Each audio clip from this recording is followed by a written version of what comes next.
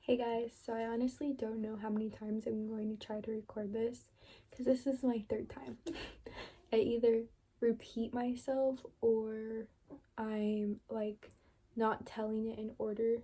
So if I have to go back and forth or if I repeat myself, I apologize. But so November 18th is the day I went into labor. Before all of that, I came to my dad's that morning and I bounced on the ball, the exercise ball, and I walked and I did squats, and just like different exercises on the exercise ball for like an hour, I would say. And then I took a shower and then I went to work. And after work, I repeated the process, but for longer. I think it was like 3 hours. Yeah, it was about 3 hours I was doing that. And then I went home and I tried to take a nap because I was tired, but I couldn't sleep. So I took a warm bath because that is supposed to induce labor, whether it did or not, or if my body just went into labor but on its own. I'll never know. But so I took a warm bath and then I got out of the bath, tried to sleep again. I couldn't sleep, so I don't know if I ended up taking another bath or if I texted my mom first, but I did one of those. I texted my mom and asked if she could come over and bring me food because I didn't want to make any food, so she brought me Wendy's, and then we watched Hallmark together, Hallmark Christmas movies. And then she left and I took another bath because I was getting more uncomfortable and I was having a lot of pain in my hips, both sides. So I was like, okay, I'll just try to take another bath. So I went, I got up out of bed and I like couldn't walk at first. So I kind of knew like, okay, something's off. So I finally got into the bath again for the third time that night, and I could not sit down. And I couldn't get out of the shower, out of the bathtub. So I texted Tanner and I was yelling, and he ran upstairs because he was downstairs, and he helped me out and he asked if I was okay and if we needed to go to the hospital or what we needed to do. He's starting to wake up. So I waited, then around like 10:53, I texted Tanner and I said I think I'm in labor. I still stayed home and I kept feeling like I had to go to the bathroom. I couldn't like pee because I didn't know how to pee, like I don't even know. But so I couldn't pee. It was uncomfortable to sit down, it was uncomfortable to lay down, and then my hips started getting worse, the pain started getting worse. So I tried going to the bathroom again, I tried laying down again, I couldn't do anything. I finally ended up on the floor and I was like, ow, like just screaming and crying and like saying it hurts. And I got up and Tanner was like, do we need to go to the hospital? I think we should go to the hospital. And I was like, no, I don't want to go if like I'm not in labor, because then we'll just be wasting a trip, because we have done that a lot.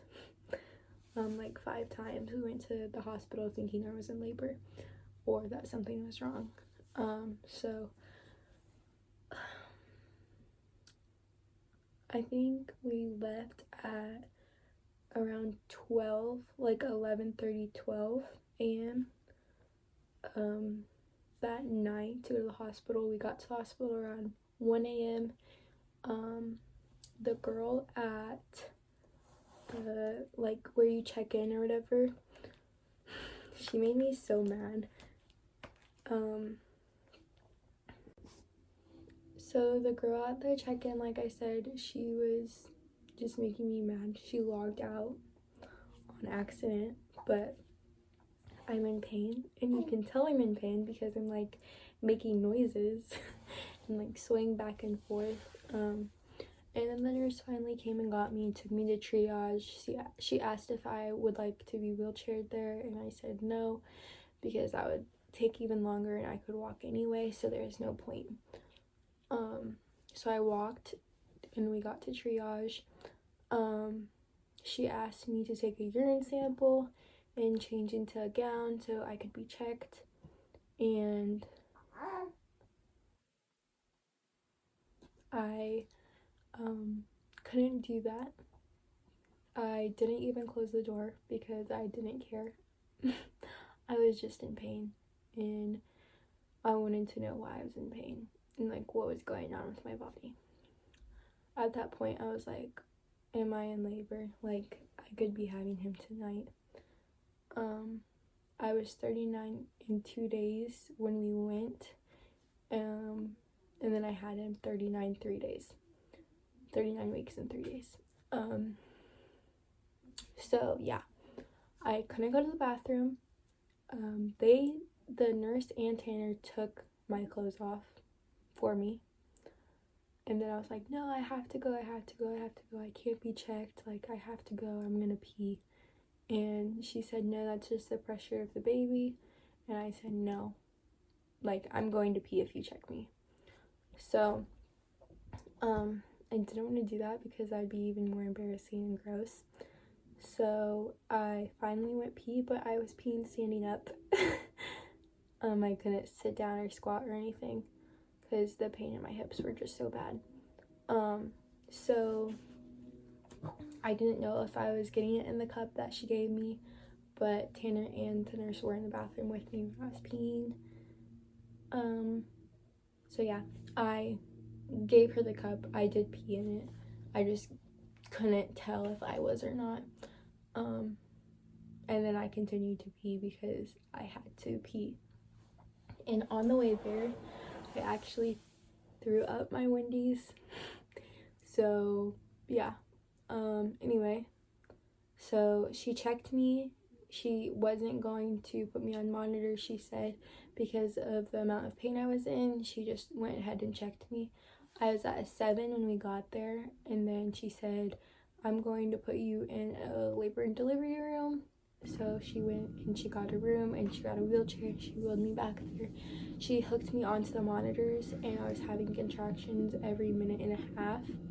And they said that if I would have waited like I wanted to, then I probably would have had the baby at home or on the way there. So yeah. What else? I'm just trying to do this in like order so I'm not going back and forth because that's really annoying. So after she checked me, she asked if I needed anything, like water, whatever, and I said, yeah, sure. So I got water. The contractions, I was just watching them go like up and down, and like just trying to breathe through them. But then it got to the point where I asked for medicine through my IV, and that medicine, I don't remember what it was called, but it felt so weird. Like, I did not like it at all. So yeah, I was like talking and like going like that, like falling asleep. It was weird.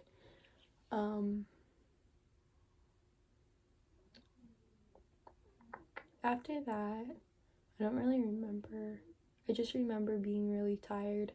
I didn't end up falling asleep, but Tanner was able to get some rest for a little bit, and then come morning, I was already up. Like, I was up for over 25 hours after he was born. I was up that whole day until the nighttime, so like 48 hours almost. being up, giving birth to him, and still being up. I just couldn't sleep. So, but yeah. Okay, so I got the medicine in the IV. It made me feel weird. And then I got checked again, and I was like 8.5 to 9. And at that point, she asked the last time to get an epidural, which I thought you could only get an epidural at 5. So I was like, sure, I'll get it, whatever. I was just in so much pain, and nothing was helping me, not like ibuprofen or anything. So they gave me the epidural. The doctor came in to give it to me, and it didn't hurt. The contractions were more painful, so I couldn't really feel it. But the epidural didn't help me because I could move on my own, and I could move my legs and feel the catheter go in, which is not fun. So when I give birth again, I probably won't get the epidural just because it didn't help. I mean, it might be different my next pregnancy if I get pregnant again, but what else? So I got the epidural at like 9 centimeters, and there's like nothing really to tell. Just like the crazy part, I guess, is that I got to the hospital and I was already at a 7.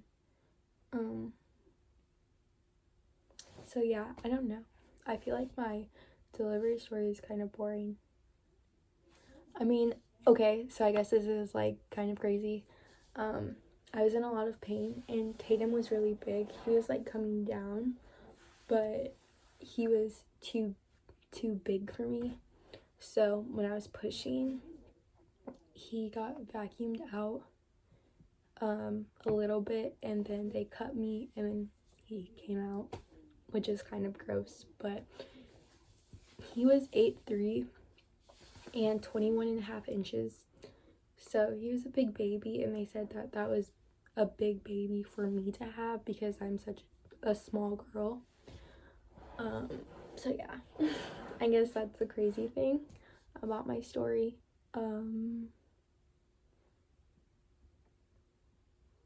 Oh, and I said I can't do this. I kept saying I can't do this when it was time to push because I was having such a hard time pushing and like knowing what I was pushing and stuff. And then I finally got the hang of it after like an hour of trying. And the doctor, the OB said, well, do you want to have a C-section? If you do, we need to go right now. I was like, no, I don't want to have a C-section. Let's just do it. I can do it. So, and then he was born at 10:10 on November 19th. So that's really my story. I don't think it's that long, but this video might be long because I'm just rambling on trying to think of my story, my delivery story. Nothing's crazy. I think it's just pretty normal. But yeah, thanks for watching, and be on the lookout for the questions about my labor and delivery. Bye.